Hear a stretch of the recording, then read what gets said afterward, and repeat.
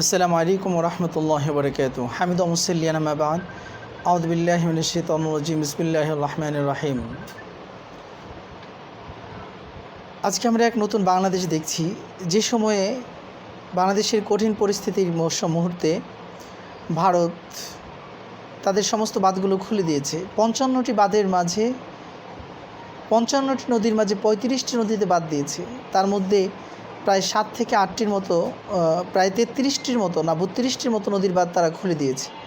ইন্না লিল্লাহি ওয়া ইন্না ইলাইহি রাজিউন। যার ফলশ্রুতিতে পুরো বাংলাদেশ তলিয়ে যাওয়ার উপক্রম। বিশেষ করে ফেনী, নোয়াখালী, লক্ষ্মীপুর, চৌমোহনী, কুমিল্লা, বিখ্যাত কয়েকটি জেলার প্রায় ১১টি জেলার মতো পার্বত্য চট্টগ্রামের কিছু অংশ পানির তলে ডুবে যাচ্ছে। সম্প্রতি আবার ফারাক্কা খুলে দেওয়ার কারণে উত্তরবঙ্গের কিছু এরিয়াও ডুবে যাচ্ছে। কুষ্টিয়া সহ যশোর, কুষ্টিয়া, উত্তরবঙ্গের সাইডের কিছু অংশ পানির নিচে ডুবে যাচ্ছে। তো আলহামদুলিল্লাহ, আমরা আল্লাহ পাকের কাছে লাখো কোটি শুকরিয়া। এই অবস্থাতেও আমাদের বাংলাদেশের সমস্ত জনগণ তাদের সহযোগিতা এগিয়ে এসেছে এবং প্রত্যেকেই তার সামর্থ্য অনুযায়ী সাহায্য করার চেষ্টা করছে। কিন্তু এর মধ্যে একটি বিব্রতকর পরিস্থিতি দেখা যাচ্ছে, তা হলো বন্যা ট্যুর। যে কোনো একটা মসজিদ থেকে অথবা যুব সংগঠন থেকে ৫০,০০০ টাকা কালেকশন হয়েছে, তারা বলছে আমরা একা যাব। বৃহত্তর পরিষদের কোনো সংগঠন থাকলেও এলাকার মধ্যে, যেখানে দেখা যাচ্ছে ৫০টা মসজিদের ৫০,০০০, ২০,০০০, ৩০,০০০ কালেকশন জমায়া ২০-৩০ লক্ষ টাকার অ্যামাউন্ট জমলে সকলেই একসাথে বড় অ্যামাউন্টের সহযোগিতা নিয়ে যখন ত্রাণ দুর্যোগপূর্ণ এলাকায় যাওয়া হতো, তখন সেখানে দেখা গেছে যে আপনার ফায়দাজনক একটি অবস্থা তৈরি করা যেত।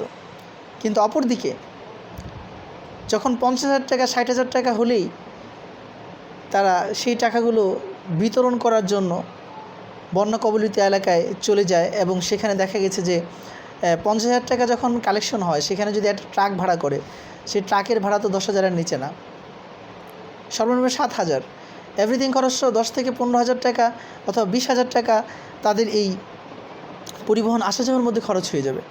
তাহলে যদি আসা যাওয়াতে এত টাকা খরচ হয়ে যায়, তাহলে বাকি কয় টাকা আর বন্যা কবলিত মানুষদেরকে সাহায্য সহযোগিতা করবে?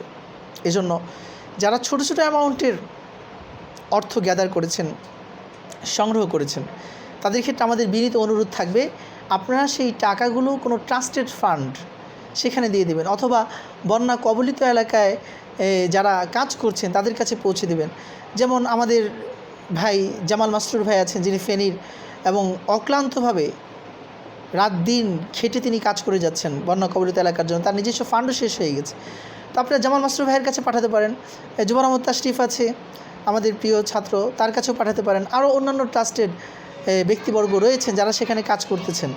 আর যদি আমরা কোনো সংস্থার মাধ্যমে পাঠাই, তাহলে বাংলাদেশের, আমার মনে হয়, আপনারা, আমি সত্য বলছি কিনা আপনারা জানাবেন, যে আমার মনে হয় বাংলাদেশের ট্রাস্টেড সবচেয়ে সত্যিকার একটি সংস্থা হলো আসুন্নাহ ফাউন্ডেশন।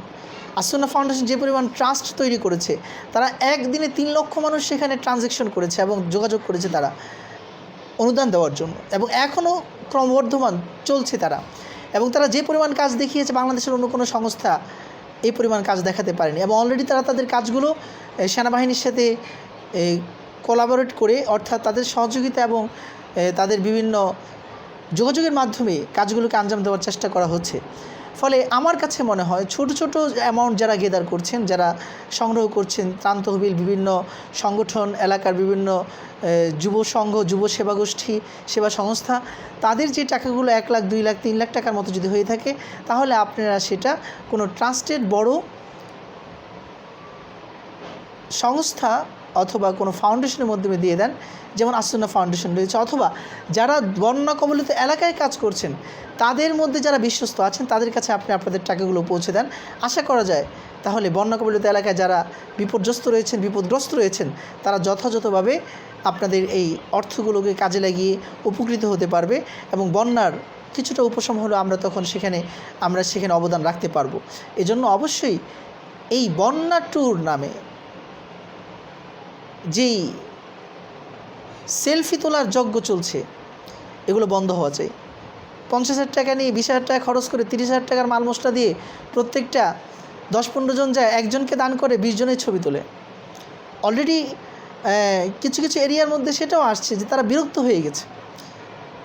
তারা বিরক্ত, তারা এখন ত্রাণ নিতে চাচ্ছে না। এলাকার কিছু কিছু মানুষ তারা ত্রাণ নিতে চাচ্ছে না। আমরা ত্রাণ নিব না কি ফটো সেশন করব?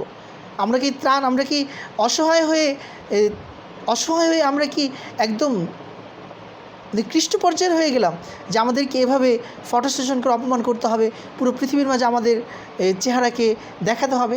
এক্ষেত্রে আমি জামাতের আমির সহ অন্যান্য ব্যক্তিবর্গ যারা আছে তাদেরকে ধন্যবাদ জানাবো, কারণ তারা দেখা গেছে যে ফটো সেশন এবং ছবি তোলা থেকে বিরত করছেন। তারা সাংবাদিকদেরকে বলছেন যে আমরা তাদেরকে হাদিয়া দিতে এসেছি, আপনারা এটা অন্যদিকে আপনারা কনভার্ট করবেন না, এটাকে আপনারা অন্যদিকে নেবেন না, এবং এটা আমরা আল্লাহর জন্য করছি। আমাদের ফটো সেশন কিংবা দুনিয়ার কোনো প্রচারণা আমাদের কোনো প্রয়োজন নেই। আল্লাহু আকবার।